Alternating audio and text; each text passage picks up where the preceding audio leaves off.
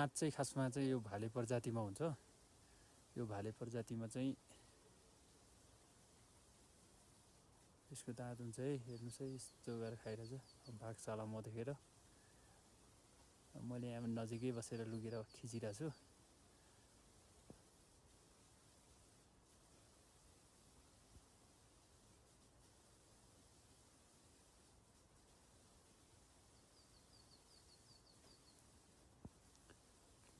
यो कस्तुरी मृग चाहिँ यस्तो माथि रुखको झ्याउ खाँदो रहेछ। यो चाहिँ सानोतिनो रुखमा पनि चढ्न सक्छ है।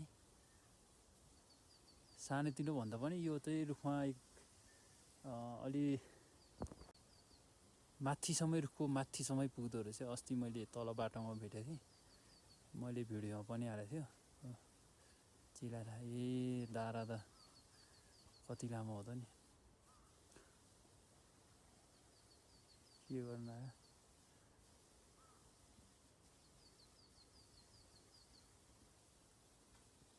खासमा चाहिँ यो भाले हो। यही भालेमा चाहिँ तपाईँको यसको नाभिमा चाहिँ नाभिको सुगन्धले गरेर चाहिँ त्यसलाई नै कस्तुरी भनिन्छ, पर्फ्युम।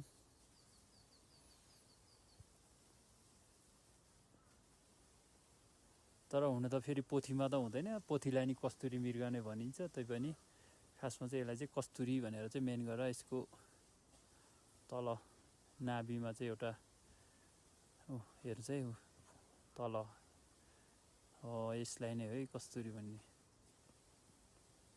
भाग्छ कि के हो म देखेर। यो चाहिँ खासमा उच्च हिमाली पहाडी क्षेत्रमा पाइन्छ।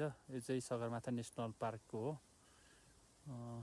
ल आज यसको बास यहीँ रहेछ कि यहीँ सुत्नु खोजेछ कि हो।